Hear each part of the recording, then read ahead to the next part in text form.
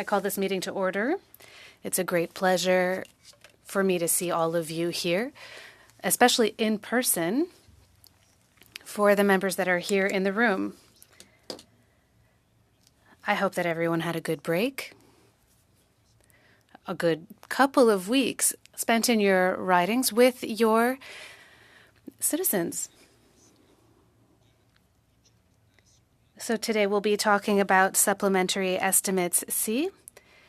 Welcome to meeting number 9 of the House of Commons Standing Committee on Agriculture and Agri-Food. I will start with a few reminders. Today's meeting is taking place in a hybrid format, pursuant to the House Order of November 25th, 2021. The proceedings will be made available via the House of Commons website. So you are aware, the webcast will always show the person speaking rather than the entirety of the committee. Screenshots or taking photos of your screen is not permitted. For members participating in person, keep in mind the Board of Internal Economy's guidelines for mask use and health protocols.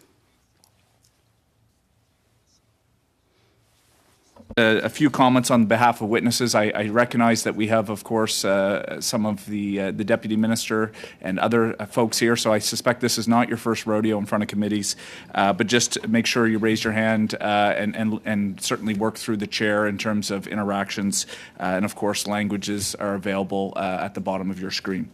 So it's our pleasure today. Bonjour, bienvenue, Madame. Welcome, Madam Minister. It is a pleasure for us to have you here today. And you have 5 minutes for opening statements, and then we're going to turn to questions. And I pass the floor over to you, Minister. Merci. Thank you, Mr. Chair. I thought I had 10 minutes, so I'll speak really quickly. I want to mention that virtually we have my Assistant Minister, Deputy Minister, Marie-Claude Guérard as well.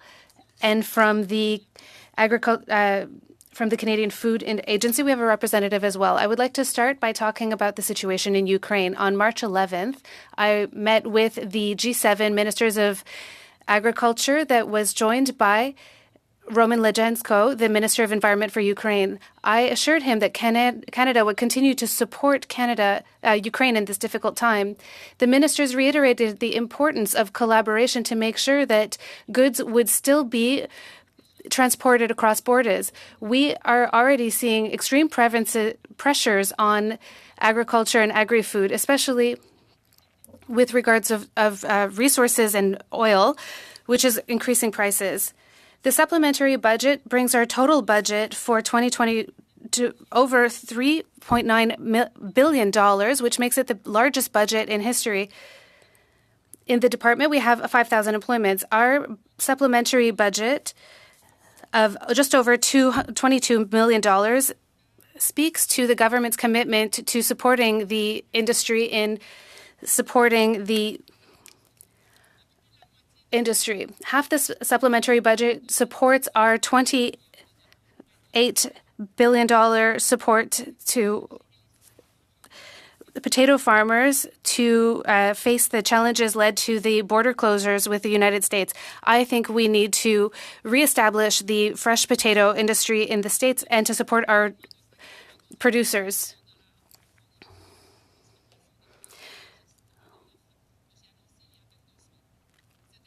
This investment brings our total spending for dairy farmers and egg farmers to over $3 billion. Since our last meeting, we continued to invest in helping Canadian farmers to be more resilient in the face of climate change, considering the devastating effects of recent flooding in BC and the drought that was historic in the prairies. We have to do more to support our agri-food sector. We worked with provinces to provide over $1 billion to relaunch the sector and with support in case of catastrophes for the farmers that were facing the floods and the droughts. Over decades, the next decade, we'll be investing a lot to help farmers develop more sustainable practices and clean technology. We will help farmers invest in technologies that reduce impacts on the environment. For example, high-efficiency grain dryers and precision agriculture. We're offering $200 million for producers to fight climate change and have better practices for the environment. Another major challenge for the sector. I'm working with governments and industry to develop an agricultural labor strategy. I'm also working with Minister Fraser to expand pathways to permanent residence for agricultural temporary foreign workers. I will continue to dedicate myself to support the safe and timely arrival of temporary foreign workers this year. Last year, we welcomed a record 70,000 workers to farms across the country. Mr. Chair, significant challenges remain for Canada's agriculture sector. The current CP labor dispute will worsen existing pressures on our supply chain.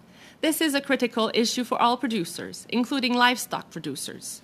The work stoppage will have a significant impact on the importation of cattle feed from the United States when availability is already limited following last summer's drought. There would also be a significant impact on the transport of fertilizers during the critical seed season, when world food security is destabilized by the war in Ukraine. Both parties are still negotiating. We are urging them to work together to resolve their issues and reach a deal as quickly as possible, and will continue to do so. Canadians have worked together throughout the pandemic to find solutions to our collective challenges. They expect the same from such actors in our national economy. We continue to support the parties so they reach an agreement soon.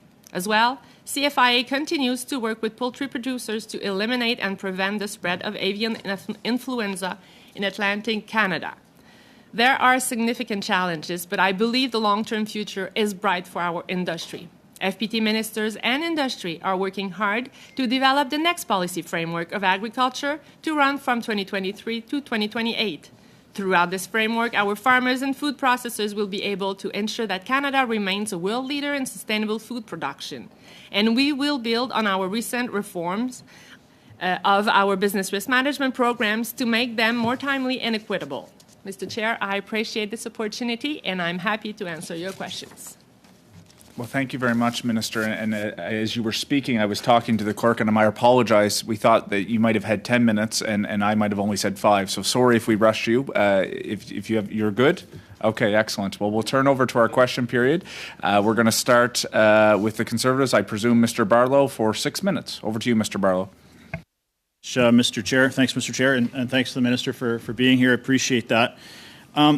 On February 1st, AFC announced $28 million for the surplus potato management program in PEI to divert some of those potatoes that weren't going to be exported. But what we've seen in the supplements, which we're here for today, only $12 million was allocated for that program. Is the other $16 million going to be rolled over into the next fiscal year, or where's that discrepancy? Why is that not the total that was promised? It was coming from internal transfer. So we already had a portion of the $28 million available within the existing budget, and we needed additional to complete to get to $20 million, 28. Now, we know we've lost last year's crop. There's not much we can do about that. The Potato Board and PEI is asking for $84 million in compensation for that lost crop. In the diversion program, you were paying about 8 cents per pound, which is, maybe a quarter of what they're worth. Is there discussions to provide that compensation for the loss of last year's crop? As you know, the first safety nets that we have available for our farmers are the business risk management programs. So with the province, we have extended the application date for all the farmers to still be applied to agri-stability. We have also increased the interim payment to 75% so they can get money quickly if they need to. So these are the first step. Agri-Invest is another one. And then we had $28 million, as you know, to divert. Well, we have a certain amount of time, so you're saying basically that they've got to look at Agri-Stability and Agri-Invest. There is not going to be additional money from the government for that compensation. But the crux of this issue, Minister, is you also stated quite emphatically that on March 10th we would have some news on what is going to be happening with the trade to the United States. That date has long passed. Now, as I said, we have lost last year's crop. Now the desperation with PEI producers is this crop coming up. What do they do? What do they plant?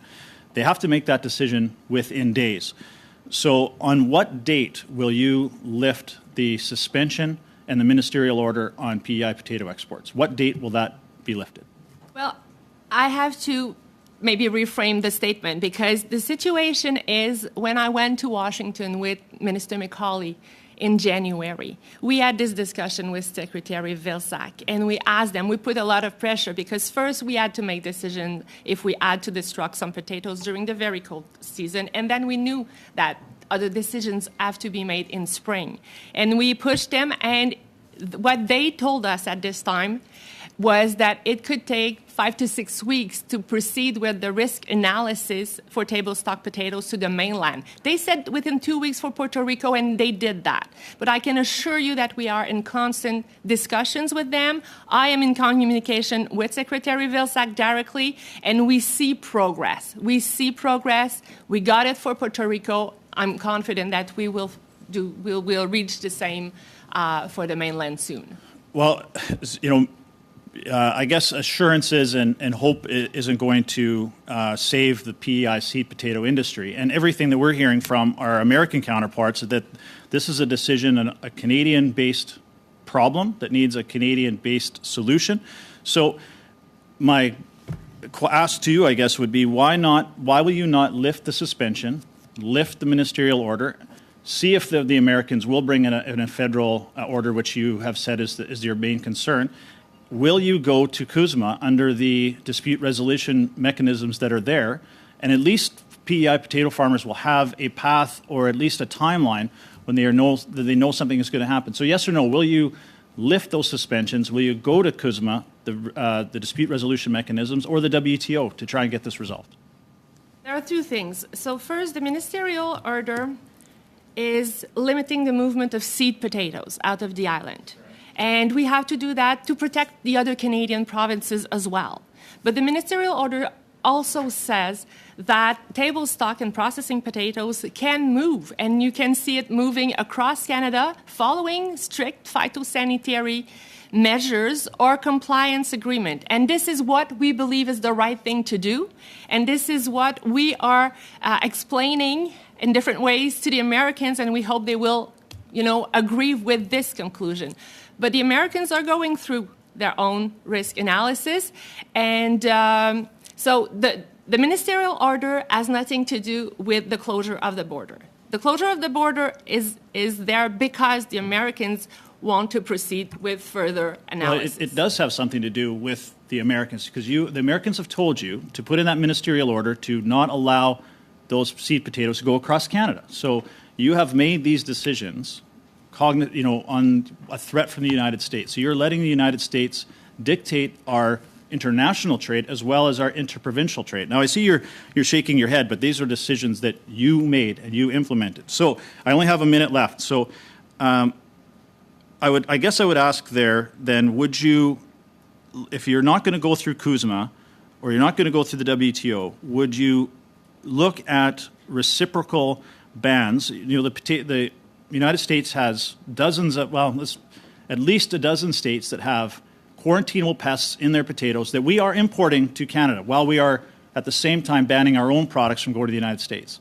Would you look at reciprocal bans on American products to retaliate on this decision? I'm sorry, we're at 6 minutes, and I know the minister will have another opportunity to ask it. Maintenant, nous avons... Now we have Mr. Turnbull for 6 minutes. Well, thank you, Mr. Chair, and thanks to the Minister for being here. It's great to see you. I haven't had a chance to see you since you did a really great food security roundtable in my riding. I wanted to thank you for that, the constituents and the organizations in my riding. We're very grateful for that opportunity to speak directly with you.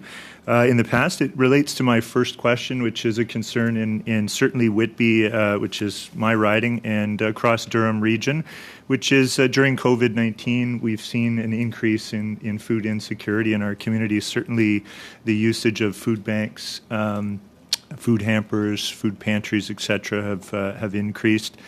We've done many food drives in the community to to increase the access to non-perishable foods, etc. And obviously, this is a result of the global pandemic. There's been job losses and income loss, and all of that relates to people's ability to access healthy, affordable food. So in regards to this, Minister, I just wanted to ask you what measures have been taken to counter this increase in food insecurity during COVID-19? Thank you. You're right. I mean, COVID-19 was really hard on the wallet of Canadians. And as Minister of Agriculture, and because we just launched a few, not so long before, the food policy, I was responsible for the programs with the food banks across Canada. So we have chosen six main partners to provide money to food banks across the country the best way possible. We went step by step to make sure that it was the right way to do, and we could see, at every step that it was flowing the right way across the country. So it was $330 million directed to the food banks, also a $50 million to buy surplus food from our producers and processors and direct this food to food banks again.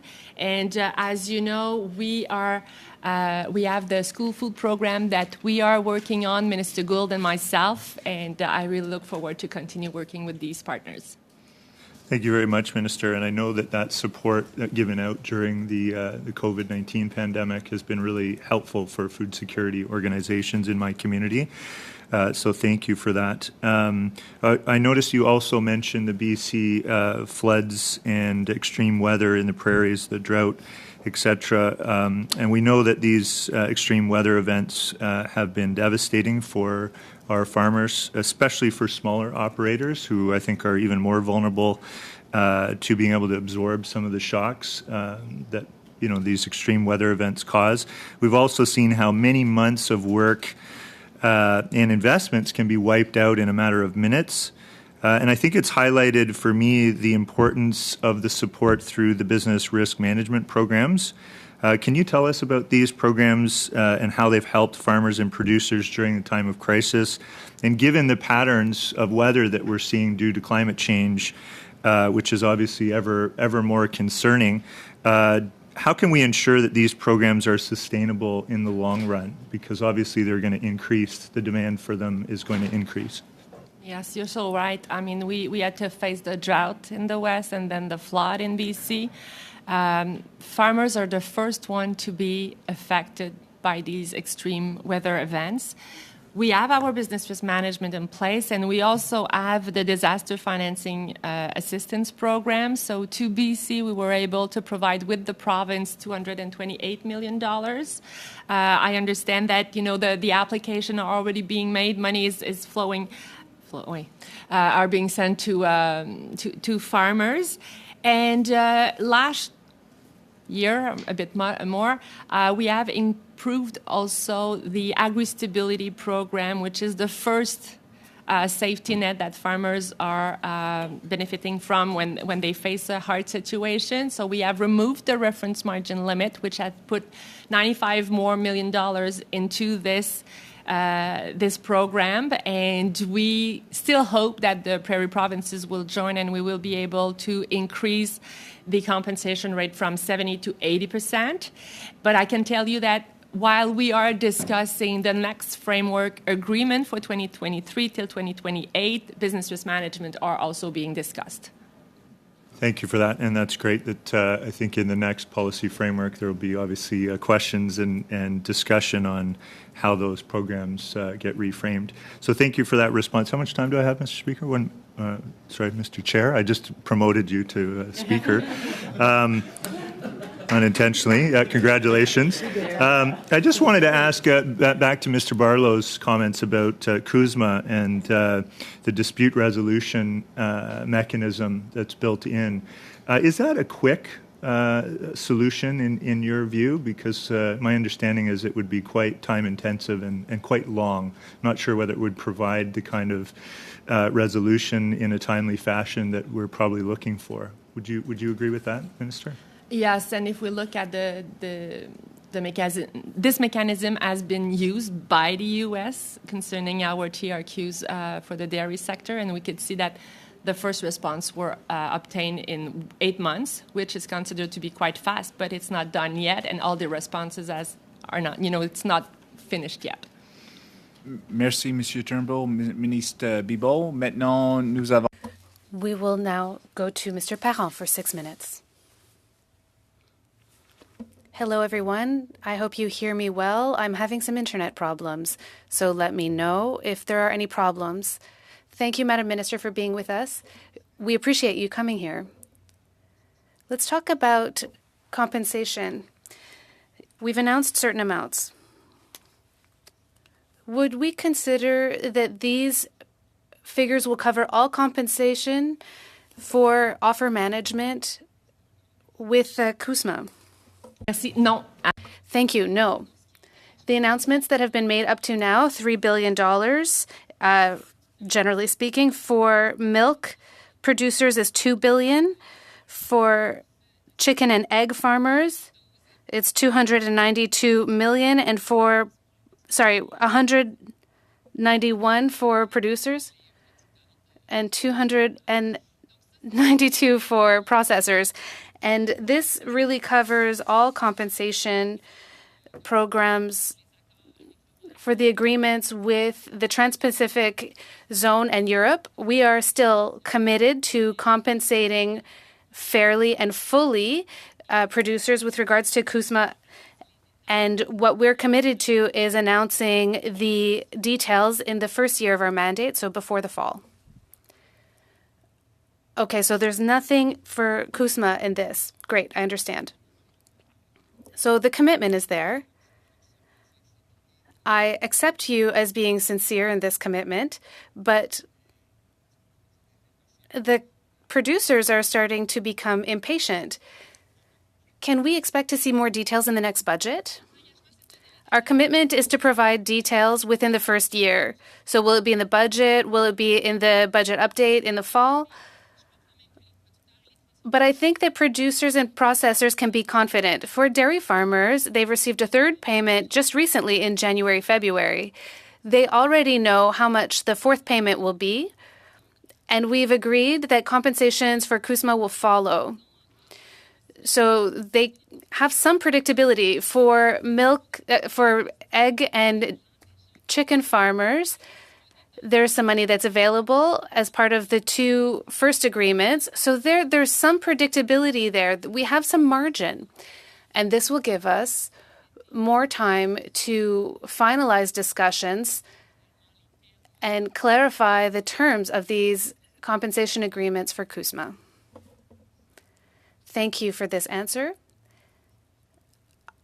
I've heard you talk about processors, and I'm happy to hear that they've been included. All of the programs have been announced for Europe and for the Trans-Pacific Zone for producers and processors. The same thing will come for CUSMA. So we have a formal commitment. Thank you. Let's talk about labor. In the budget, we're talking about youth job strategies and youth skills. Is there anything that's planned to adopt emergency measures for foreign temporary workers? Some of these ideas were proposed by the processors. Indeed, inaudible? Go ahead. I'm sorry. I had a bit of a cut there. Yes, labor is a major issue. It's essential for the agricultural business as well as for processors. This is obvious. Proposals have been made. I can tell you that we've had good discussions. We're moving forward. I've spoken with the minister and Minister Fraser as well. So I'm confident that we'll be able to move forward with improvements. These improvements will be for processing plant programs as well as for producers. I think we'd like to have a mechanism that recognizes quality employers. Well, that's great. We're very open to your suggestions, and we look forward to hearing about them soon. Let's talk about the announcements that were made about management support for processors. Are we trying to compensate for new shortcomings in the CUSMA? Can you tell me more information about this? We're more looking at investment programs, funding for modernization, things that would allow producers to be more competitive. It could be automation, which is one way to respond to a labor shortage. So we're looking at investing in productivity. Could we have something similar for processing? Through committee work, we've noticed that there's a lack of investment in processing plants in Canada for Agri-Food. Can we expect to see investments there? Well, one thing we were talking about earlier was for processors. But if you want to talk about investment programs for processing in general, it's something that could be done as part of the Canadian Partnership for Agriculture. There's a $3 billion budget that will expire in March 2023. There are funds that are distributed to the provinces, and the provinces have a certain amount of leeway with regards to those investments. But if we're talking about investment programs, we have a clean energy program that has been launched. It allows producers to get funding for the acquisition of equipment that will help them reduce their emissions. Thank you, Mr. Parent. Madam the Minister. Now, Mr. McGregor for 6 minutes. Thank you very much, Mr. Chair. Welcome back, Minister. I think the last time we had you before our committee was June of last year, so good to have you here. I wanted to follow up on the line of questioning from my colleague, Mr. Barlow, just regarding PEI potato farmers. I met with them earlier this month, and suffice it to say, they are quite unhappy with the current situation, and I'm sure you very much understand that. But on the question that he was about to ask you regarding retaliation against Americans, if you look at the state of Idaho in particular, they're having problems with nematodes. And I'm just wondering, we've asked this line of questioning to your government before when it came to China blocking imports of Canadian canola seed. There just seems to be this aversion from your government to taking that next step, to following through and letting our foreign competitors know that we mean business. So, why, or have you ever entertained the thought of bringing across sanctions against American agricultural imports to let them know that, this is a two-way street and that we need to have a relationship that's based on mutual respect? Absolutely. And I've been working on this file, and my whole team as well, for months. We really care, and we're doing everything we can to reopen the border. We have to live with potato wart on the island, and I still believe that we have a very strong scientific case that what is in the Canadian ministerial order is a responsible thing to do, and that it should be, and the Americans should be, reassured with these procedures. I can see progress at the technical table. I have direct communication with Secretary Vilsack. I see progress. And yes, all options could be on the table at a certain point. Could, but are they? Have you ever considered actually following through? I'm talking on retaliatory measures against... Yes, we are looking at all options, okay? And retaliation, WTO, CUSMA, we're looking at these options. But I still believe, this is a timely issue right now. Producers need to make decisions for this they're going to be planting in May. Exactly, yeah. I know that. But if we if we turn off, the discussion at the technical table to enter into a challenge, at a trade challenge, well, we will have no hope for this season because it will take longer. You might have representatives from the state of Idaho starting to voice concerns to the executive branch of the American government. That's what you might have happen. The other thing, too, that I really want to know about is how are we going to learn lessons from this whole debacle? How are we going to ensure that when we have another outbreak that there are good measures in place to contain it and to ensure that the places where seed potatoes are going, to ensure that they understand this is not a province-wide problem. It's contained. They should be assured of the containment, because I don't want to see us in another couple of years seeing an entire provincial industry affected because of a few test fields. So how are we learning lessons from this, Minister? We are proceeding with 35,000 soil analysis right now, so we have to do a deeper analysis of the situation to be able to really map the right way where the disease is. And we have to strengthen, following this, we will know more, and we will have probably to strengthen the management plan to be exactly to avoid what you are stating right now. And if I may take a few seconds just to complete my previous response, but we are looking at the situation with Haidao, and we are looking at the situation with the other Canadian provinces who are also supplying potatoes.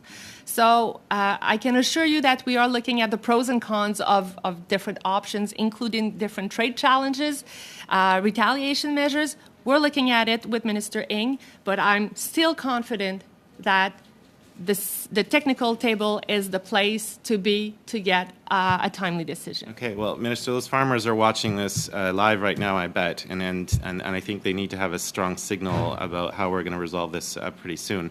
I want to change tack here just in my last minute and a half. In your mandate letter, the Prime Minister has asked you to work with integrating climate risk management, and that flows to our business risk management programs. I know that in the next policy framework, this is, of course, going to be a key thing. But I want to know, because I've asked this question before, has your department made any calculations as to what the future costs of climate disasters are going to be? I mean, you were in British Columbia standing side by side with Minister Popham recently. That was a huge package. But how many more future tax revenues are we prepared to spend to help farmers out on this? I mean, is there some kind of cost accounting of what kind of a strain climate disasters are going to put on the business risk management programs in the next year and the year after that in the next decade? Yes, we are working on this, and particularly for BC. I mean, we have put in place. The Prime Minister has put in place a committee with a certain number of federal and provincial ministers working together. And I would say that at this table, we are going really into the details of investigating, what the future could look like and what could be the impact.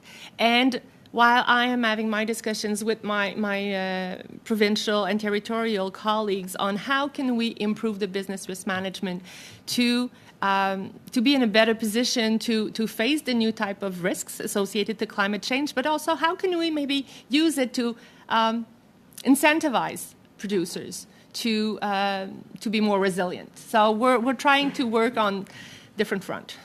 Thank you. Thank you very much to both of you. We'll move now to Mr. Epp for 5 minutes. Thank you, Mr. Chair, and good to see you in person, Minister. Minister, do you believe that Peavey Island is infested with potato wort? And do you believe that growers will plant this spring?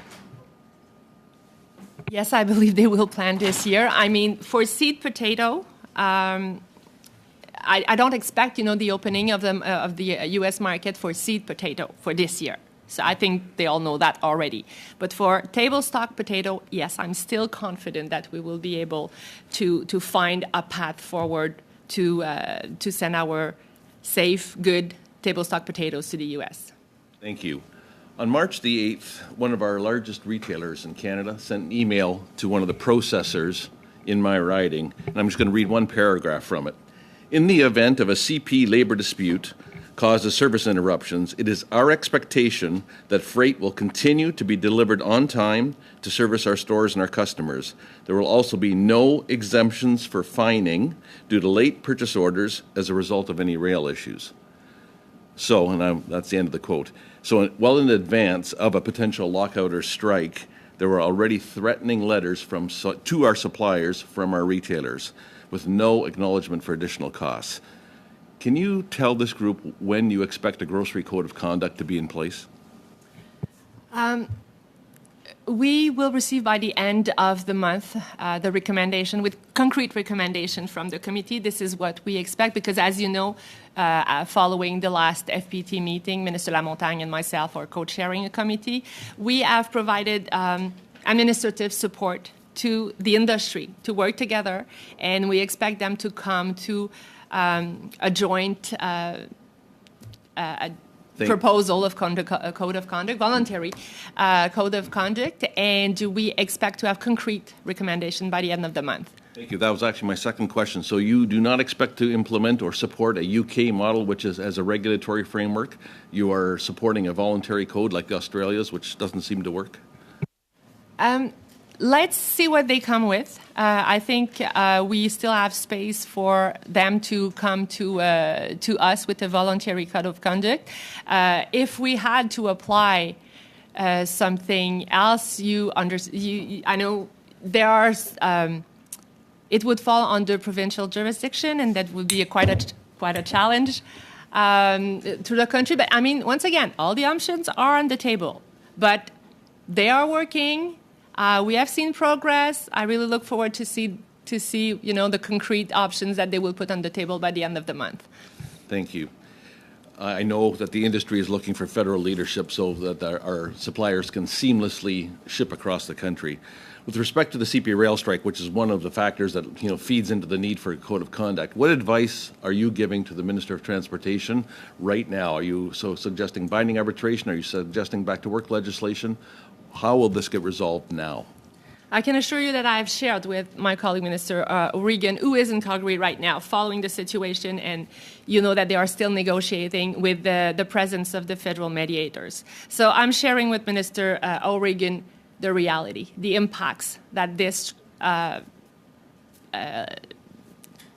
labor dispute has on the ag sector. It is very significant, and it is added to all the pressure that we already had on our food supply chain because of COVID, and now with the invasion in Ukraine, it's also adding to our will to provide good Canadian foods to countries who won't be able to be supplied by Ukraine. Your answer flows right into my next question. Thank you, Minister. With the situation in Ukraine, with fertilizer being needed on our farms right now, with purchase orders prior to March 2nd, what is your advice to the CRA regarding the tariff, the 35% tariff, on purchase orders that were put in place prior to March 2nd? Same as I keep doing with Minister O'Regan. We have this conversation with Minister Joly as well. To see, we want to be, strongly supporting Ukraine, as you know, and taking into consideration what we need to be able to, as Canada can do. Thank you. I have a limited time. I want to get one more question. And with respect to labor, I want to pick up on my colleague Yves Perron's comment. In your opening comments, you addressed long-term labor strategies, but 11 groups wrote to you, in fall. They asked for something before January 31st. They wrote again February 23rd. Again, we're dealing with the cap issue, which was part of our study back in June that we finished then. When can we expect to see some action on the emergency program, which we desperately need? Mr. Epp, we're at time. Minister, if you want to take a few seconds to answer, or I can move on. Over to you. Minister Qualtrough is the lead on this, and I know she's working hard, and I don't have the date. Thank you, Mr. Epp. Right now we have Ms. Taylor-Roy for 5 minutes. Over to you. Merci. Et merci à l'honorable ministre. Thank you to the Minister Bibeau. Thank you for your remarks and for the time that you have allocated to us today. As we all know, our agricultural sector is very important to our economy and for the health of Canadians. You have a critical role to play, and it comprises many challenges due to COVID, the climate crisis, and others. Is about the measures being taken to combat the climate crisis and to reduce greenhouse gas emissions. And I think Mr. McGregor already referred to the costs of the risk management programs and these climate disasters that we're seeing more frequently. And while I know you're busy dealing with a lot of the short-term crises that have to do with the situation in Prince Edward Island, which is very severe, and obviously in the Ukraine, we have that longer-term issue that we need to keep dealing with. And I'm just wondering if you could talk a little bit about the how the department is addressing the mandate in your mandate letter to deal with the reduction in greenhouse gas emissions from the agricultural sector to help us reach our goal of by 2050. Thank you for this question. We are investing significantly. In the last year, we have committed more than $500 million on environmental measures. So, for example, we are extending our living labs because we're really proud of, taking our scientists and having them work with the farmers in the field. It's showing results and it helps informing farmers as well. So we have added $165 million to this initiative. We have a $200 million toward direct incentives to farmers. And actually, a few weeks ago, I have announced who will be those I call the project managers. So we have 12 partners across the country who will be the intermediary with the farmers, and they will get financial incentives for cover cropping, rotational grazing, and a better management of the fertilizer. And the third one is the Clean Tech program, $185 million. And actually, in our platform, you will remember that we have committed to triple this amount of money. So there's a portion that is dedicated to research and innovation. So we want to incentivize also the industry to develop faster and to commercialize and scale up, these good technologies. And big part of it is really to provide farmers with incentives, subsidies to buy technologies that will help them reduce their emissions. So, for example, grain dryers, poultry barn heating, precision agriculture. So that type of equipment can be purchased with subsidies. And actually, I like to say that it's 50-50 for most of the farmers, for the experienced farmers, let's say. But for young farmers, women, and underrepresented groups, they can get up to 60% subsidy through this program. That's great. Thank you very much for that. And do you feel that the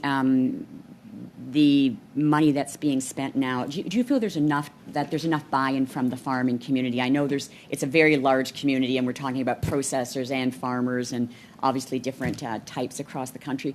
But do you feel that the will is there and that the associations have really bought into the need to reduce greenhouse gas emissions as well? Well, farmers are taking care of the land forever, for generations, and this is what they have the most precious. I think they get it, and they are the first one to be impacted by extreme weather event. I can tell you that through the association, they really get it, and they are working hard, and they're trying to. I really feel that they want to be part of the solution. But the challenge that we have in the ag sector compared to other sectors of the economy is that we have about 200,000 farming business, family farms across the country. So it is a challenge to reach out to all these farmers and to incentivize them and to get them adopt these practices. Just sharing the right information and making them know what the best practices are, the results of our research and everything. So it is a challenge, but I can feel that the associations want to be part of the solution. And actually, once again, they feel this is the most precious thing they have, and they want to take care of it. Merci. Yeah, merci, Madame Taylor. Thank you, Mrs. Taylor-Roy. We are now moving on to Mr. Parent for 2 minutes, 30 seconds. Thank you, Mr. Chair. Mrs. Bibeau, I would like to take advantage of your presence here and the fact that you've mentioned the environment to ask you about funding for the biological standard. We were revising it. Is this decision planned, and is it planned soon? I don't think that the funding was cancelled. It was agreed upon for a certain period for one review. The organic sector certainly has positive impacts on the environment, but there's a plethora of best practices that can be adopted until we become truly organic. So what we're trying to do is encourage producers to always adopt better and better practices. With regards to supporting the organic sector, as specifically, we need to discuss that. It hasn't been canceled. I'm glad to hear that you're open to this because the federal standards should be funded by the federal government. This is the basis on which people market their products. We also agree that we have to improve agricultural practices in general. When you talk about specific funding, the committee will continue its work in the coming weeks on this topic, but we will make very concrete proposals. I hope that you will have an open mind and will, with the objective of adopting these.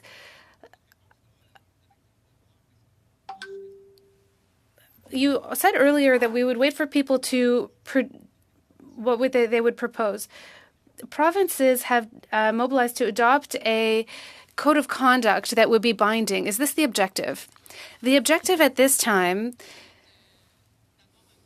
is to have a voluntary code of conduct. We think that the parties and the industry representatives are sitting around the same table. They're making progress. We've also provided administrative support to make sure that things move forward. If this were to fail, we would have to look at provincial jurisdictions, and I think it would be difficult to find common ground here. It wouldn't be impossible, but I think that Mr. Lamontagne and I are looking forward to receiving the next report at the end of the month, and this will include concrete recommendations, and that is our expectation. Thank you very much, Mr. Parent and Madam the Minister. Mr. McGregor, you have 2.5 minutes. Thank you, Mr. Chair. Minister, over the years that I've been a member of this committee, it's often been talked about how we need to have a better representation at our embassies abroad of various departmental staff. And I noticed that in these supplementary estimates, there is a transfer from Global Affairs Canada to AAFC so that we can have departmental staff located at those missions abroad. I would like to know, sort of how this fits in with our strategic diversification goals. What countries have you selected as a short list for where the departmental staff should be going? Do you have an idea as to how many staff will be involved? And finally, has the war in Ukraine changed your calculus about which countries suddenly have more importance? This is something that we are looking at, obviously in partnership with Minister Joly and Minister Ng. And the Asian zone and the countries who are part of the CPTPP are definitely the next zone that we are looking at. I cannot be very much more precise at this point yet. Unless you want to turn to my deputy, maybe you might have additional information. But I would say that for now, this is where we are looking at. Yeah. So you do, but you have so you know the region. You're not specific countries yet, not in the numbers. Do you, I guess, have an idea as a minister of what you would like the departmental staff to focus on? Like, what will be their main priority when they are staffed at those embassies abroad? I can tell you that I would appreciate more diversifying our markets, because we know that when we depend too much on one, it could be at risk. So, developing markets in trusted countries would be definitely helpful for the sector. And we have so much opportunities. And perhaps heading off any phytosanitary arguments that may come up before they become a major problem, I hope. Of course. Yeah. And once again, different countries are working differently regarding this. And I really believe that CFI has a strong reputation internationally for, we are delivering what we say we are delivering. And, Canada can be looked at as a trusted partner. And so I would appreciate development of new markets to be less dependent. OK, merci. Maintenant, juste avec le temps, Monsieur Lehoux. Monsieur Lehoux for 4 minutes, and then after Mr. Lewis for 4 minutes as well. Thank you, Mr. Chair. Hello, Madam Minister. Thank you for being with us today. I would like to talk about labor. You understand that this is an important part of Quebec and Ontario, but specifically in my riding, an employer of 1,200 workers is still seeking 300 workers. So this means that we have a backlog of pork in buildings, and this is leading us to pose very important questions on euthanasia. At the beginning of the year, you announced that we had simplified and improved the process to integrate these workers. Much to the contrary, I saw that from 200 workers missing last year, we're now at 300 workers missing. So the situation hasn't improved. What's going on between departments? How come we can't get to the bottom of this? Thank you. Indeed, for Quebec, the increase has already gone from 10 to 20%. And when workers are in the process to request permanent residents are no longer counted within the 10 and 20%. So we have some margin there. The matter of labor will not be resolved only with foreign workers. We still know that we need them, and we need a lot of them, but we're also working on other fronts to develop a workforce among young people with workplace programs for agricultural sectors. We want financial incentives for people to stay at work longer. You know, in my riding, unemployment rates are at 2.6%. So, of course, we want to attract young people to the sector, but we're just missing people. What would our opening be to improve our processing ability? Madam Minister, we tabled a report that I'm sure you've read, and there's some parts of that could be implemented right now. This would allow smaller slaughterhouses to come to be. Because currently we are stuck with concentrations of slaughtering that are problematic. What is your position on this? Our ability to reduce without lowering standards, can we lower bureaucratic loads to make it easier? So there's two things I want to mention here. One, with regards to foreign workers, I know that the minister is looking at this, but you know that Quebec has a part to play as well when we're thinking about economic immigration. So both parties need to improve their openness to this. And with regards to small-scale slaughterhouses, there are provincial and federal slaughterhouses. Federally, we have to meet international guidelines for export. The federal government is also regulating interprovincial work in this area.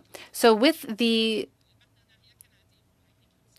agricultural partnership program, there is some work done with the provinces, and there are programs that can be done that are administered by Quebec with federal funding. Can we accelerate these processes? You know, I've been a member for 2.5 years, and I've been hearing about this problem this whole time, and I can't see that we're making much progress. Well, maybe it can come from the private sector. Well, yes, they are interested, but the bureaucracy, the paperwork, you'll agree, is much too heavy a burden, and I think we can find ways to lighten the load here. And I'd like to finish on this. What we put in place for COVID with regards to foreign workers, they couldn't go work in other companies. This is currently a problem. Can we lift this restriction? Yes, Mr. Chair. I'm sorry, Madam Minister. If you would like to have a quick answer, please go ahead, but then we'll have to go on to the next questioner. Quickly, I understand that the minister is working on the foreign workers programs, and we will be considering this. Thank you. Now on to Mr. Lewis for 4 minutes. Thank you, Minister. for being here. I very much appreciate it, and to all the witnesses that we're going to be talking to today. I wanted to talk about food loss prevention. About a third of the food grown here is presently wasted. About $49 billion a year is Canada's portion. And much of the focus right now is we're focusing on diverting food waste. Right now, present programs emphasizing organic waste management so that it does not end up in landfills where it generates methane gas during decomposition. But the best way to reduce the numbers is actually to keep the food in the food chain in the first place. And focusing on food loss prevention rather than these more efficient ways of destroying or modifying food waste. So we know that prevention creates the greatest economic, social, and environmental benefits. And once you reduce food loss at any point in the chain, you're automatically saving it all the way back up the chain. So if we're wasting a third of our food that we grow, we're automatically wasting a third of the fertilizer or a third of the fuel, a third of the land that took to grow it. So Minister, can you share with us some of the programs and the solutions that we have and would like to implement to combat food waste? Thank you. Well, I'm sure you know about the food challenge, the food waste challenges that are already ongoing. So we have passed the first wave, let's say. So we have selected all across the four different challenges, about 40, if I remember, 44 semi-finalists who are moving forward with the development of their either business model or technology. I think we will have from this challenge very good ideas that we will want to scale up and to apply in different regions across the country. You might have seen also in my mandate letter that we have a plan for a fund that will be dedicated to reducing food waste across the food supply chain. And as you said, I mean, this will have impact on climate change, actually, because all this, it generates a lot of emissions. It will be good for farmers. It will also be good because when you integrate also a part of literacy, it can also help in terms of food security to better manage the food we already have. And so we are looking at different options, investing in research and innovation as well. That's fantastic. The sustainability of the programs itself would be most helpful because we want to see this moving forward. You touched on the scalability of it. In my riding in Kitchener-Conestoga, we've got a company called Enviro Stewards, which they're an environmentally engineering business. They go to food manufacturers and they help them reduce food loss and prevent water waste. On average, they've worked with 50 plants and save about $250,000 per plant. And that gives higher margins and a smaller carbon footprint. So I wanted to ask you how we can help with the scalability of this. Will we be able to support smaller producers as well as larger companies as well? How can we work with all sizes of companies? I think we will keep working together while we are developing this new fund. There might be, in some cases, I was looking at. I was wondering if we could also, in some cases, use the Clean Tech program. But anyway, we will be consulting you while we develop the new fund. That's perfect. Thank you, Minister, and thank you, Chair. I believe that's my time. Thank you, Mr. Lewis. Thank you, Minister. That concludes our 1 hour panel with you here today. But I would just, on behalf of all the committee members, like to thank you for your time. Thank you for your leadership. As you mentioned in your remarks, there are challenges globally, particularly with what's happening in Ukraine and elsewhere, but also opportunities. And we know that you'll rise to the occasion. And we look forward to continuing to support your work as a committee and to help provide recommendations to the government. So all the best. And I think we'll excuse you now at this point. You can go enjoy your lunch. Colleagues, we're going to break just for 2, 3, 4 minutes. Speaking of food waste and not letting it go to waste, the clerk wanted me to remind you that we do have lunch at the back. She orders this faithfully so that we can have a quick bite. So please enjoy the lunch, and we'll be back in 3 or 4 minutes. Thank you.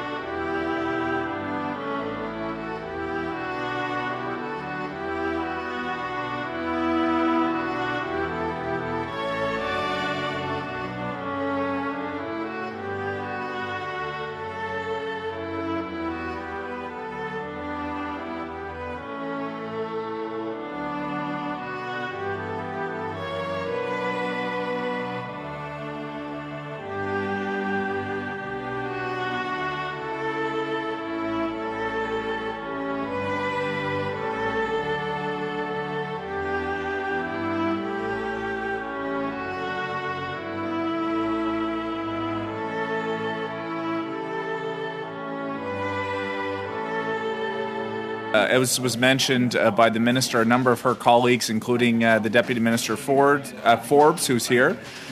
Order there, folks, if we could. I know we're all enjoying a bit of lunch, but I got to be able to hear myself speak on here. Mr. Forbes, I see your hand. We're going to go to you, and I'll try to quiet down my colleagues here. I'll bang the gavel. Over to you. Sorry, Mr. Chair. I am having a computer problem, and I'm worried my battery is going to die. There's something. My computer seems to be crashing, so I'm just worried. I will stay with you as long as it lasts, but I'm having screen and other failures. So, well, we better let's get right at it then. Madame Gerard is there. I'm sure some of the colleagues will want to get right to you. So stay with us as long as you can, please and thanks. A few folks saying if convenient, but we know that that's unfortunate. We're going to start with Mr. Falk. I believe he's on the screen. There he is. We're getting right to questions. The officials are here to follow up from what we spoke about with the minister. So, Mr. Falk, you have 6 minutes. Over to you. Okay, very good. Thank you very much, officials, for joining us. Mr. Falk, I don't know if you have your headset on.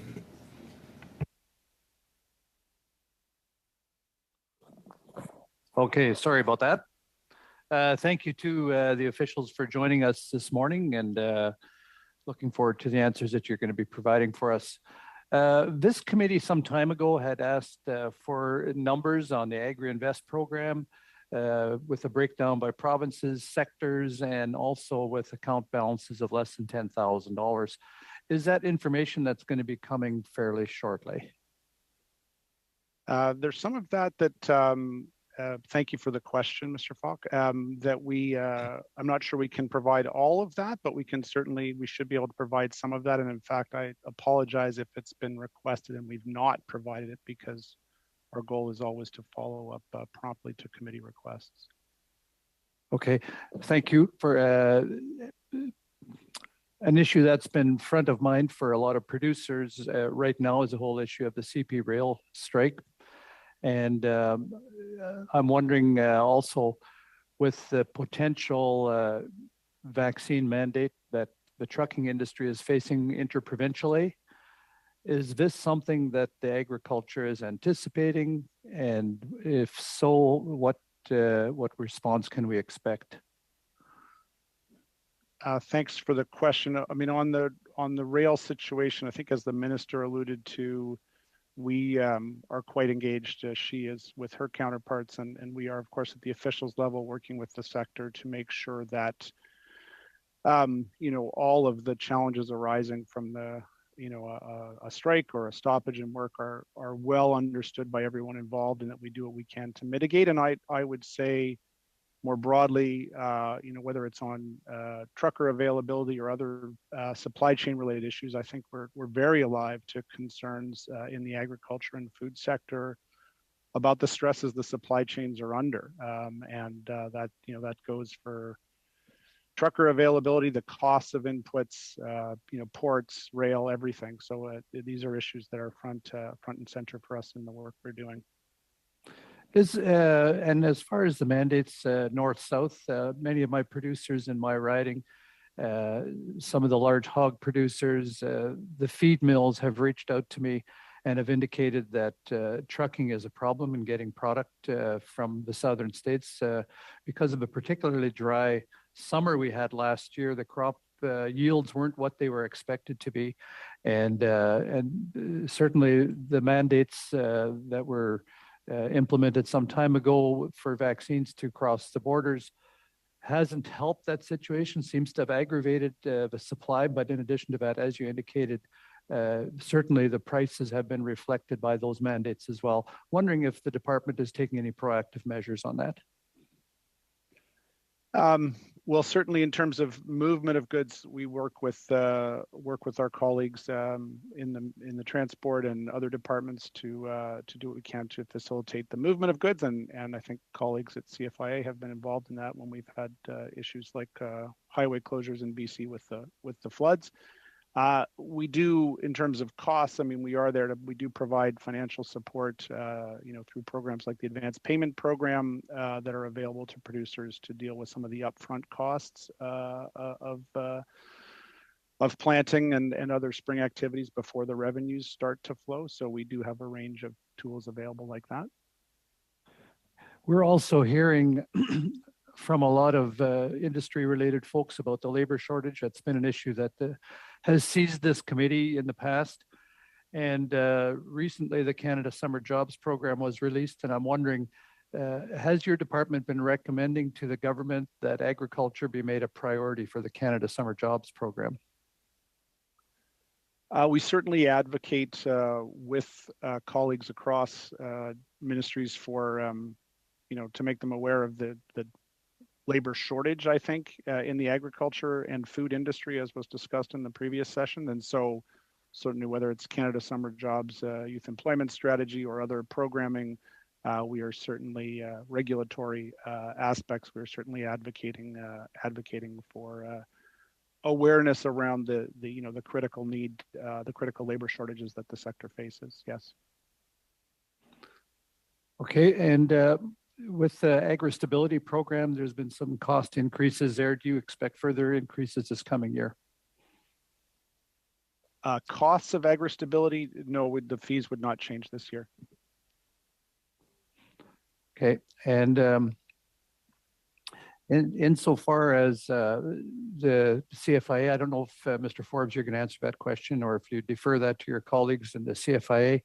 A little bit of feedback that I've received over the years that I've been a member of Parliament is just that CFIA isn't always seen as coming alongside and partnering with industry, but fulfilling only the regulatory function of that. Is that something that CFIA sees in their mandate could possibly be improved, where they're more of a complementary to the industry, and how do they see that role evolving?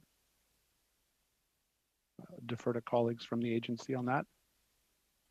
Thank you for the question. We have been very focused on a collaborative relationship with industry. As the regulator, we work very closely with them, and in some instances actually co-develop regulatory approaches with them to make sure that we are facilitating innovation, flexibility, meeting the needs of industry as well as the need of the regulator, and very much work with them to avoid unintended consequences. Thank you very much, Mr. Falk. Just a couple points. Mr. Forbes, it was suggested in the room that if you are comfortable and you think it saves battery, you can shut your camera off. We're willing to make that happen. We know who you are, and you're a trusted voice. So I'll leave that to your discretion. And Mr. Falk, I know you had some questions on Canada Summer Jobs. I know that MPs do have the ability to help categorize priorities. I know in King's Anse, I've put agriculture. I know probably other colleagues as well, but just for your benefit. Mr. Forbes, I see your hand quickly. Sorry to be so difficult, Mr. Chair. I will try calling back in on my phone because my computer is really about to crash, and I don't seem to be able to save it. If that's okay with you, I'll try that. Yep, we'll work with our technical team and our wonderful clerk. I'm going to move to Ms. Valdez, though, right now for 6 minutes. Over to you. Good afternoon, colleagues, Chair, and thank you to all the witnesses who are providing input into this discussion. So many groups are underrepresented in Canadian agriculture, whether that's youth, women, Indigenous people, and persons with disabilities. So for the Department of Agriculture and Agri-Food, can you share what initiatives are in place to help address the key issues and barriers they often face to thrive in this sector?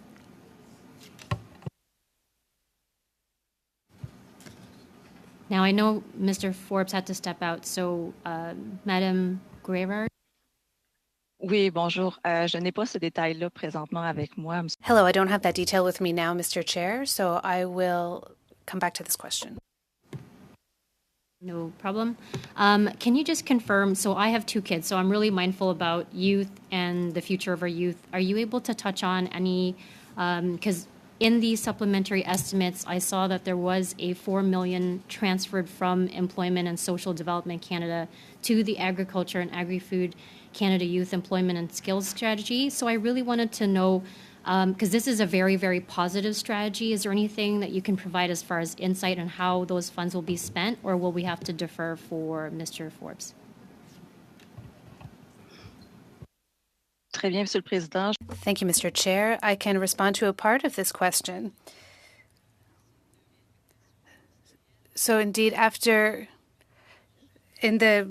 with Canada Youth Employment Skills Strategy,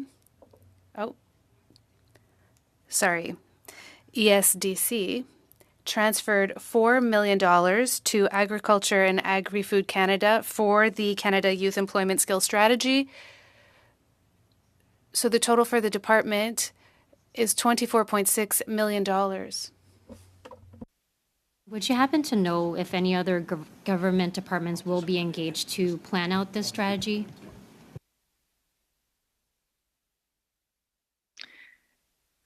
Il s'agit effectivement de... This is a horizontal program, and I don't have the name of the other departments with me. I can't answer the question. No worries. And so in terms of upskilling, would you happen to know how this program will be deployed? Any comments you can say just on the program overall?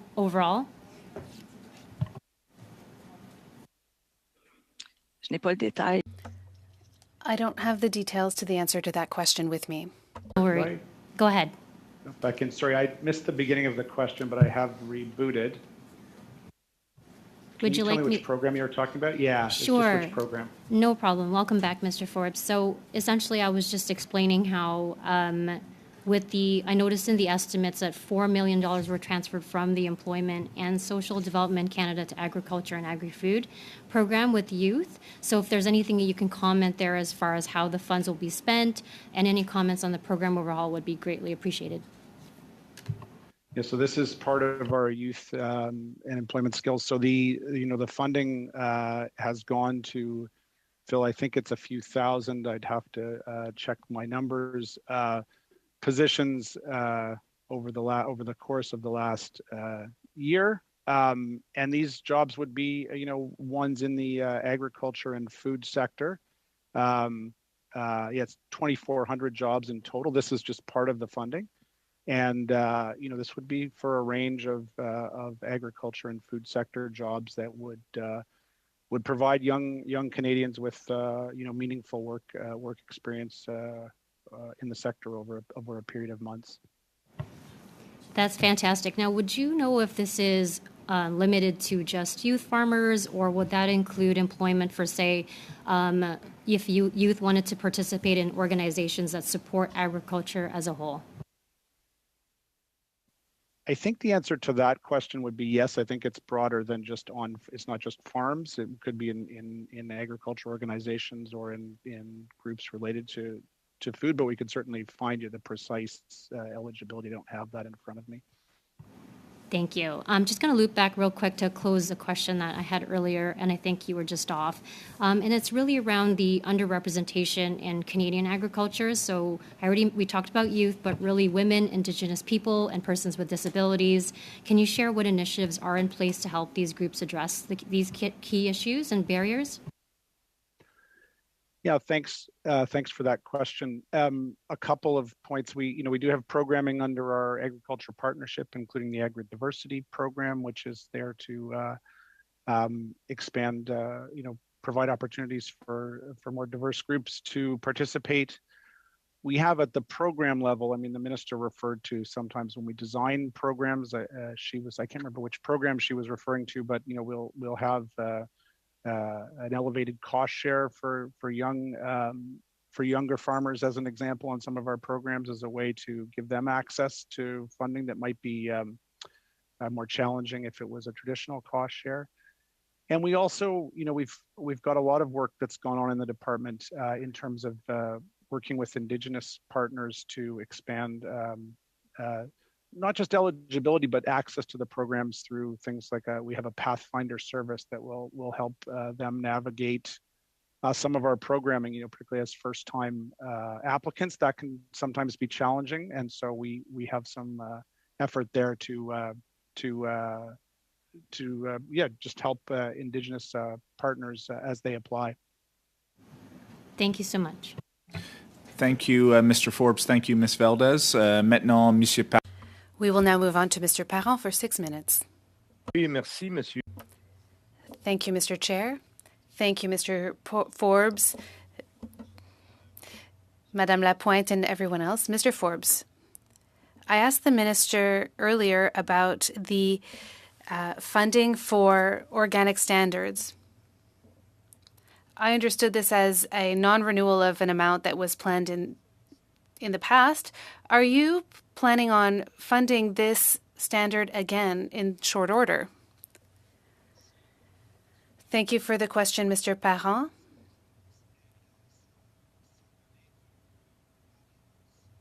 The funding came from the agency itself. So maybe I can give the floor to Mrs. Lapointe or for Mr. Morel to answer this question. Mrs. Lapointe? My apologies. I was stuck on mute. No problem. We understand. Thank you for the question. I'll have to get back to you with specific details on this. Okay, so no one has information to share on this because, it's important.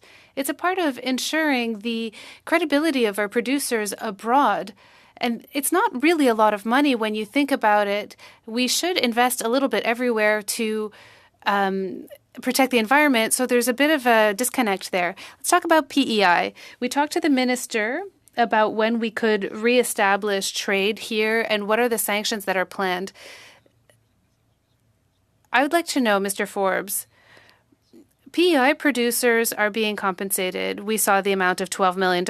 I want to know, is this sufficient? And if not, do you plan on providing more?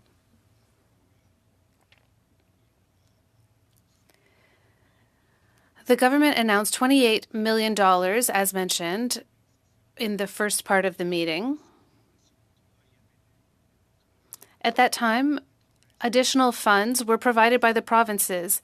They were adding $12 to $13 million, so a total of $41 million. This was earmarked to help producers to find other markets, diversify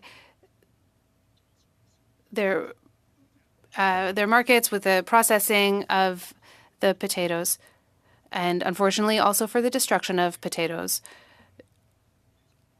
Are additional funds planned? That remains to be seen. We know that for accessing other markets and reopening the U.S. market, that's the program that we have. And what if other areas are experiencing difficulty? For example, the Saint-Amable area. Would you be open to providing support there as well? Assistance to other producers? I'm thinking of Saint-Amable in Quebec. It's not the same situation, but I know that there was a disease issue that has halted production. I'm raising the question. Maybe we can discuss this further. I would like to come back to the subject that was raised by Mr. Lehoux with labor in processing plants. The minister told us that Mrs. Qualtrough is working on that. Can you tell us more about how we can expect improvements when we've already been waiting for weeks and months and we're not seeing it in the field? Thank you for the question. I can simply repeat what the minister said. We understand the pressure and the urgency of the labor shortage.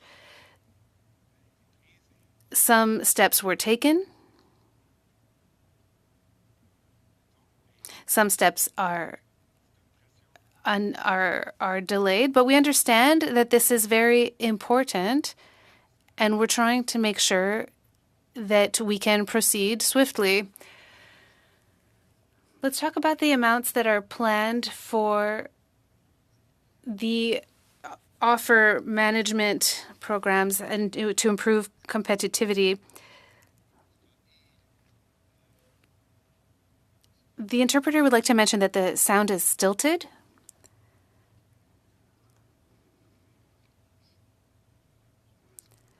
Thank you for the question. But again, I'll have to repeat the minister's answer, which is that the government promised that these details would be announced in the first year of the mandate. And so this could happen in the fall, but also in the spring.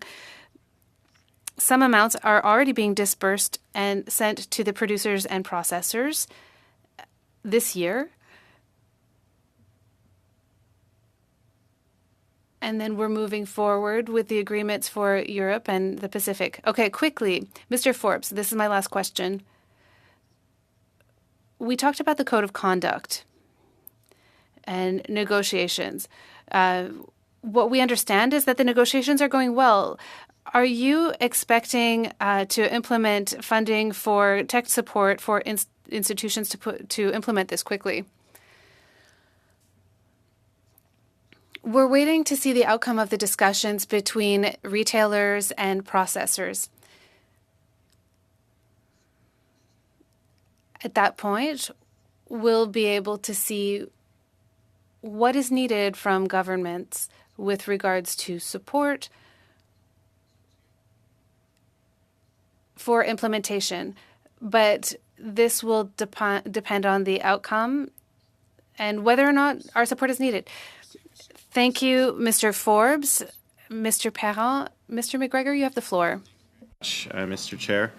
Mr. Forbes, I just wanted to ask you, so in these supplementary estimates, there's a $4 million transfer for the youth employment and skills strategy.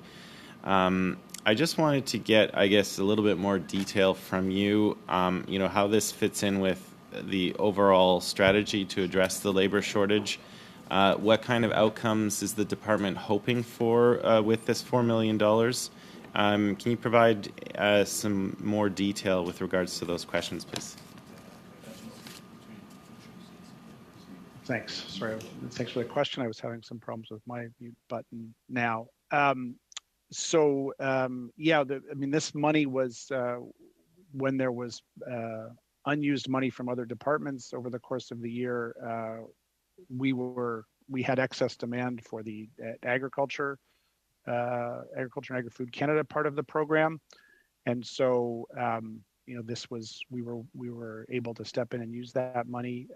There are different target groups. I mean, I'd have to get you more details, Mr. McGregor, on the specifics of how the money was broken out, but we do have targets that go to as per one of the previous questions, to some disadvantaged groups. The goal is always to increase employment in the sector for youth. I mean, it's a very one-to-one relationship, right? And so, and we try to make sure it's got some regional and sectoral variety, right? So it's not all concentrated in one either subsector or part of the country. It's application based, so where there's demand, we will try to fill in with as much as we can provide. Thank you. In the minister's mandate letter, the Prime Minister directed her to explore the next steps to modernize the Canada Grain Act to ensure it meets the needs of the sector now and in the future. I know that the department has been engaged in extensive consultations, especially over 2021. I guess what I'd like to know from you, Mr. Forbes, is what do those next steps entail? What is the department now doing with that feedback? Are we in the process of eventually seeing some legislation coming our way? Can you give us a summary of what you believe people in the grain sector need or want from those consultations? Thanks for the question, Mr. McGregor. Yeah, so I mean, we have been in the process of reviewing what we heard from stakeholders. There are, I think, a range of views and interests. I mean, there's been obviously some significant views voiced around outward inspection fees. Some both feeling that, or outward inspection in general. Some feeling that that's an extra burden, and some stressing the importance of it. We've had a few other issues that have come up over the course of the consultations. The normal process would be we would work through a set of options, which is what we are doing, approaches to move forward to see if there are ways that we can respond to stakeholder feedback to modernize the Act in a way that we feel will be helpful for the sector moving forward. It's a bit early to say exactly when and how next steps will come out, but it is something that, as you said, was in the minister's mandate letter. So we continue to work on. Thank you, Mr. Forbes. Another part of the minister's mandate letter was to ban the live export of horses for slaughter. I've received a lot of correspondence on this particular issue over the years. There are certainly, not only in my riding but across the country, many Canadians concerned with this practice. The mandate letter is starting to show a little bit of age now that we're in March of 2022. Can you provide our committee with an update on how the department is moving ahead with that particular directive? I will turn it over to colleagues at the CFIA, but maybe I will, if Mr. McGregor, just to say, I think with the mandate letter as a whole, we will certainly look to implement as much as we can, as quickly as we can, but it does, obviously, an entire mandate letter can take certainly months, if not years, to get through all of the items in there. And so that's certainly on the list of items we are discussing.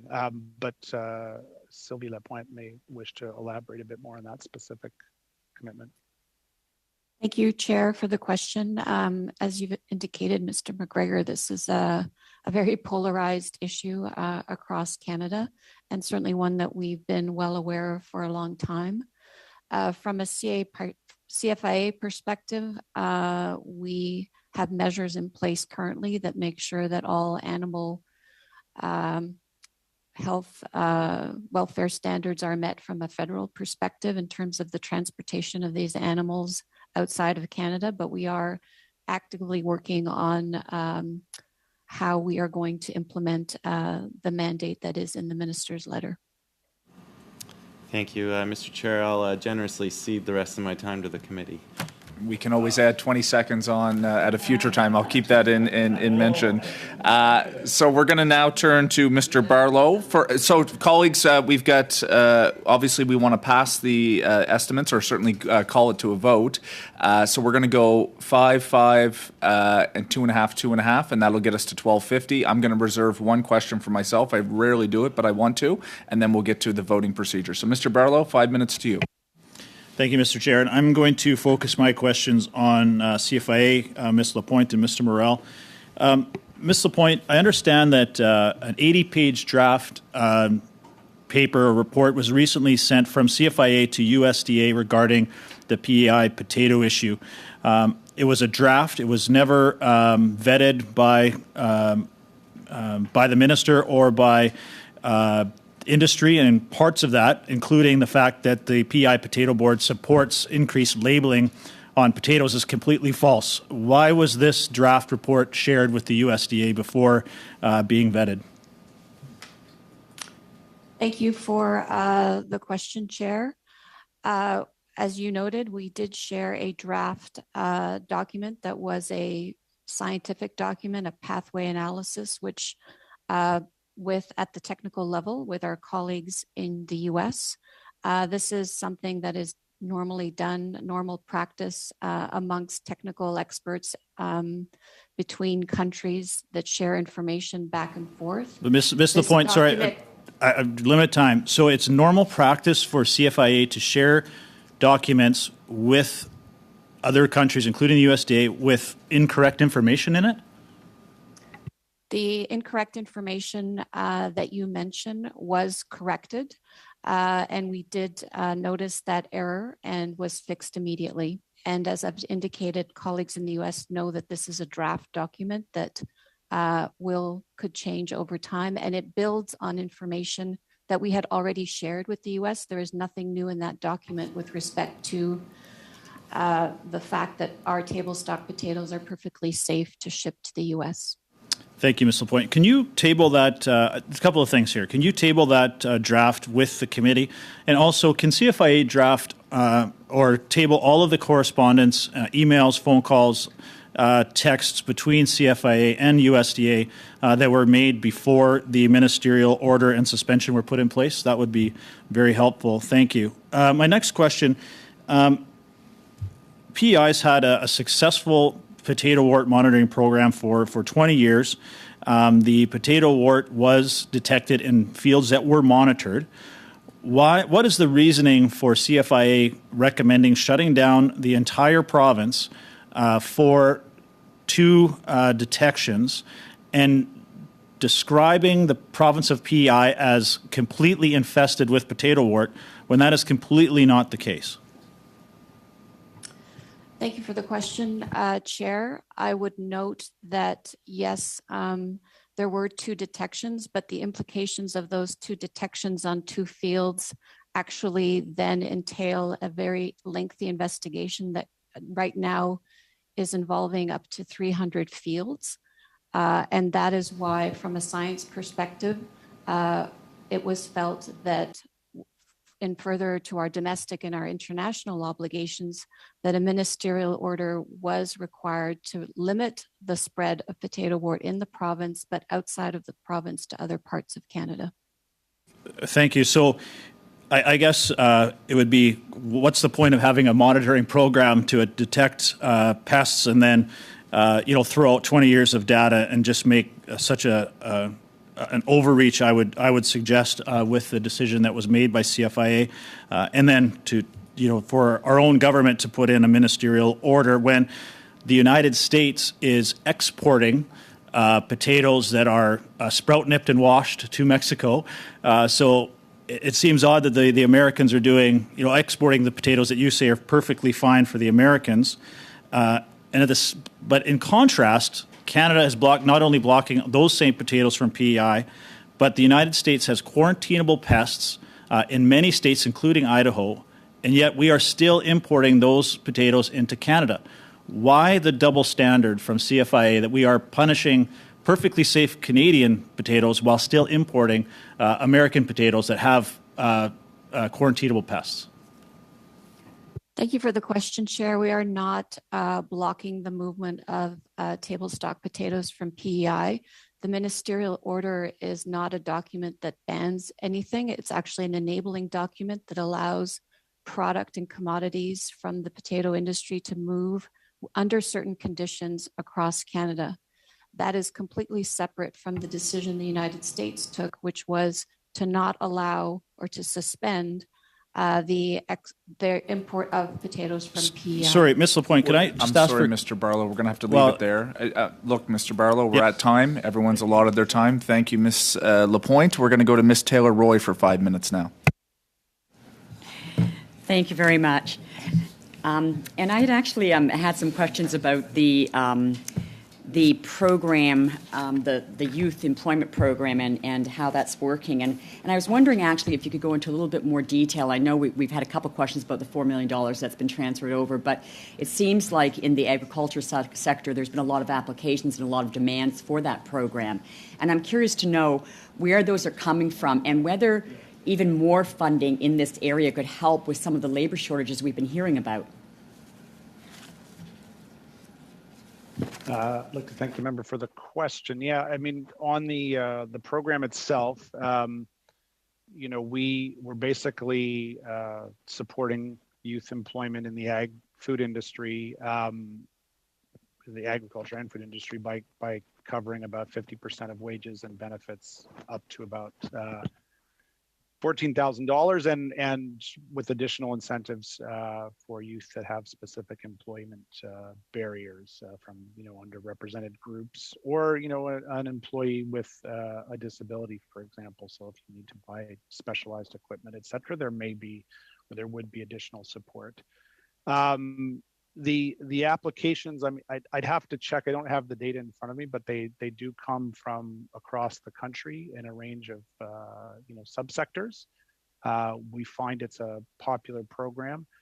Would it would continued funding be helpful for the sector going forward? I mean, I would say yes. Ongoing funding under this program will support youth hiring, and of course, as you point out, given the shortage of labor and the rising costs of labor for particularly at some of those salary levels, I think it would be helpful for the sector.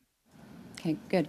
Do you know if there's been, because it sounds like with the need for more youth employment and obviously attracting young people to this sector, which we depend on obviously greatly for our future, that this seems to be a win-win situation right now. And I don't know.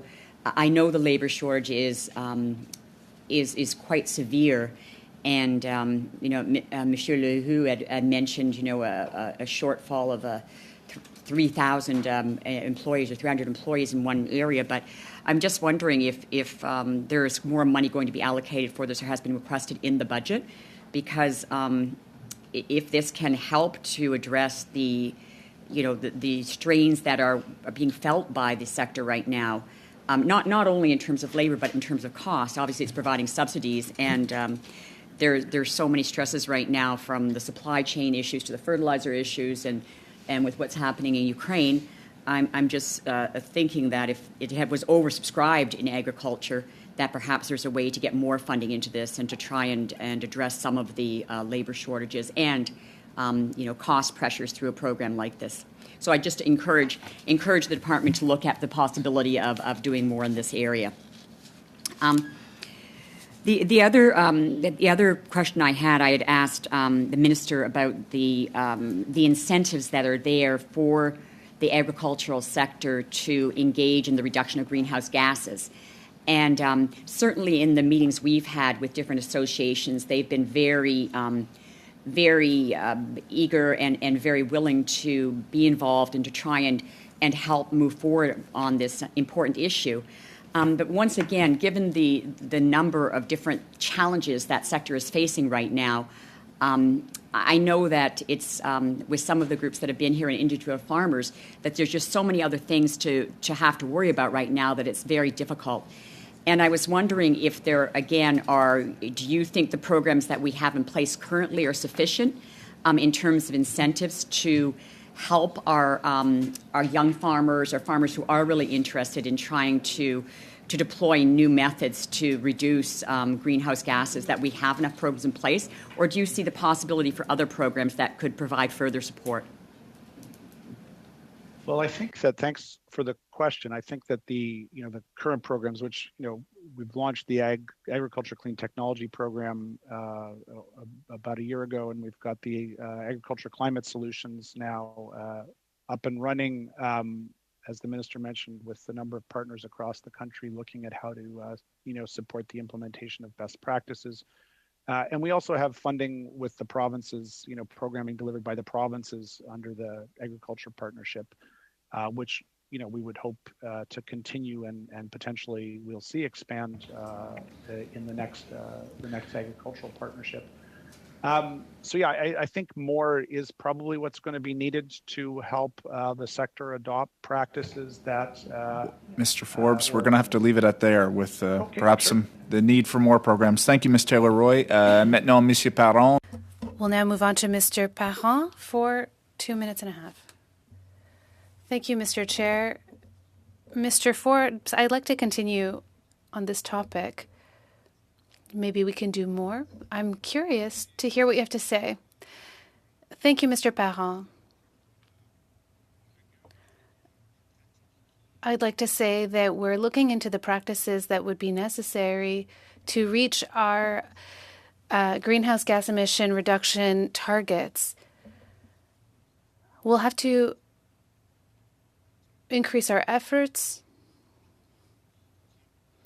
in supporting agriculture producers. We should have in-field expertise programs, etc.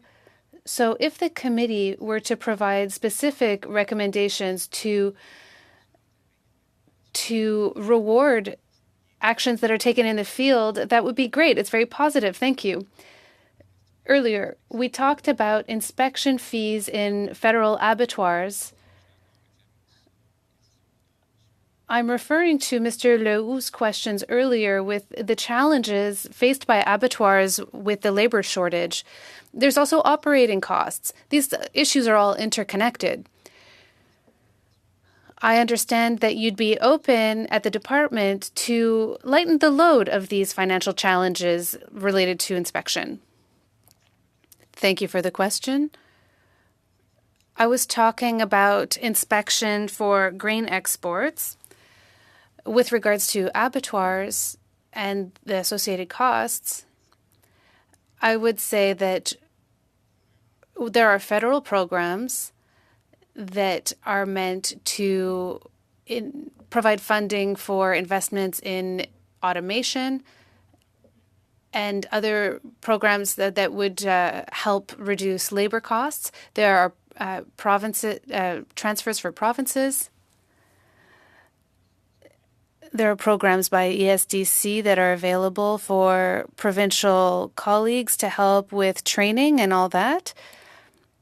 And there's also the Canadian Agriculture Partnership that provides provinces with funds to support producers. Thank you, Mr. Parent, Mr. Forbes, and now on to Mr. McGregor. Thank you, Mr. Chair. Mr. Forbes, I'm going to continue with my examination of the minister's mandate letter. There was a mandate here to support food producers who choose alternative pest management approaches. Now, I'm going to assume that those are approaches that do not need pest management regulatory agency approval, because we have heard from a lot of producers who are concerned with the backlog with PMRA. I'm just wondering if you can provide our committee with a bit more information on, what those alternative pest management approaches are. What does this support look like? And does this support include some of the fantastic research that's going on in places in Canada like the University of British Columbia's experimental farm? Just any info you can provide on that particular mandate, please. Thanks for the question, Mr. McGregor. So there will be a mix of, I think, prioritizing where our research goes. This can be into, non-synthetic pest management tools, so organic pest management tools. This could be, in some cases, agronomic practices, but there is also an aspect of making sure that the regulatory work necessary, so whether that's through our pest management center that does minor use pesticides or through the PMRA, more likely through our pest management center, has the prioritization and in its list of activities that it's looking at some of these non-synthetic pesticides that to make sure they can get approval for use. Forbes, when it says support food producers who choose alternatives, in your mind, does that support mean better funding for research and development so that they have more options to choose from? Yes, I would say that's like making sure there are more products available either through research or making sure that they are the regulatory approvals are in place. Yes. Okay, thank you for that clarification. I believe that's it, Mr. Chair. You have 15 seconds, but now I've got you up to 40. That'll give you some time back. Look, at the behest of some of my colleagues that have asked just to get on the record for one quick question, I'm going to offer about 90 seconds to the Conservatives and to the Liberals just for any parting thoughts on a third round, and then I'm going to exercise a quick discretion, and then we'll go to the subs estimates. So, Mr. Barlow, 90 seconds. Thank you, Mr. Chair. I just have two quick questions I'll try and get in. Ms. Lapointe, I just want to clarify your last statement. You said that the suspension for fresh potatoes into the United States was implemented by the Americans. Everything that we have been told is it was implemented or put in by the Canadians. Can you clarify that? Was the suspension done by the U.S. or Canada? We were informed by U.S. officials that they would not be accepting imports of potatoes from PEI, and as such, our regulations don't allow us to issue export certificates if we don't meet the country's importing requirements. Okay, can you also table that correspondence with the committee? Really quick question to maybe Mr. Forbes. The minister stated the ministerial order is a responsible thing to do and they don't want to go towards dispute mechanisms with the United States. I believe we can walk and chew gum at the same time. Can we not initiate that dispute mechanism under CUSMA while at the same time still doing those technical discussions with our partners in the United States? Thanks for the question, Mr. Barlow.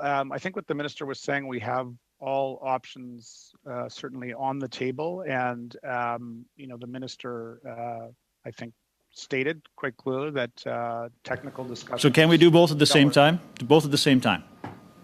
Well, I think it becomes more difficult to have technical discussions with a country when you're challenging them in a dispute panel, because the outcome, difficult doesn't We're mean going to difficult doesn't mean have no. to leave it there, Mr. Barlow. Thank you, Mr. Forbes. Mr. Turnbull, 90 seconds. Over to you. Thanks, Mr. Chair. To Mr. Forbes, I was very happy to see in Minister Bibeau and Minister Gould's mandate letters a reference to a national school food program, which is something I've advocated for many years. And I know that means building out a cost-shared program with a federal government investment. Could you speak to briefly a sketch of just how that work will roll out over the next year or coming years? Yeah, thanks for the question. I think the simple answer would be we will, as the mandate letter, I think, lays out, have to work with provinces, certainly engage with them, also with stakeholders, those groups that are out there supporting food security across the country, who we've partnered with over the course of the pandemic to determine what are the kind of options that we have for delivery, who might be the best delivery agents, and what the kind of the model would be, because we have a lot of expertise out there, and we want to make sure that we develop something that is successful and sustainable. Okay. Thank you, Mr. Turnbull. Look, colleagues, I'm just going to exercise a quick question to Mr. Forbes. Mr. Forbes, the minister in her remarks certainly talked about the targeting of Ukrainian agriculture infrastructure in the war that's happening right now. We know that between Russia and Ukraine, they represent about 26% of the global wheat market. There's going to be fallout on potash and other critical supplies that are important to the agriculture industry. Notwithstanding some of the challenges that the Canadian industry has faced over the last year, we've talked about that vis-a-vis COVID and otherwise. Is the department looking at different ways that the government can work with industry to strengthen Canadian agriculture to perhaps respond in a global way and to be there as an important backstop given everything that's happening in the world right now? Thanks for the question, Mr. Chair. Yeah, I would say definitely we're thinking about this. Probably, if I could just broaden then beyond just my agriculture hat, I think also with my colleagues who work on the development side through programs like the World Food Program. So there's both Canada supplying from an agriculture standpoint by making sure that we are that we have a successful year ahead of us in terms of food production, and that we've talked a lot about supply chains, so we're thinking a lot about all of those issues. And then at the same time, I think our colleagues on the development and aid side would be thinking about, are there other programs that can help in Ukraine, in other countries that are affected? Because as we've seen, there's been a significant run up in prices, and obviously the cost of food for many people around the world are going to be a significant challenge in the coming year. Just a quick follow-up. Is there any engagement right now in the department with stakeholders about ways in which the government can work to address and perhaps bolster the existing production in the country to support in that fashion? Are those conversations taking place or being planned, or is it perhaps a bit too premature at this point? Yeah, I think we're talking to the sector about the range of issues, and again, I'd focus a lot on supply chains, because I think that's in some ways the biggest concern our producers face. I mean, the market signals will be there for sure, given where prices are at. So we're talking to the sector. I know there's no kind of a formal process right now, if that's sort of what you're asking. Thank you very much, and thank you, colleagues, for indulging me with a couple of quick questions. Look, on behalf of the committee, to all our witnesses and to all those that are working with CFIA and with the Department of Agriculture and Agri-Food Canada, we thank you for your work and we thank you for your time here today. So I think we can permit you to leave the virtual room. Colleagues, we're going to continue because we have to move forward with the supplements. Let me find my page here. Unless anyone objects, I will seek a unanimous consent of the committee to group the three different votes together under the supplementary estimates so we can deal with them all at one time.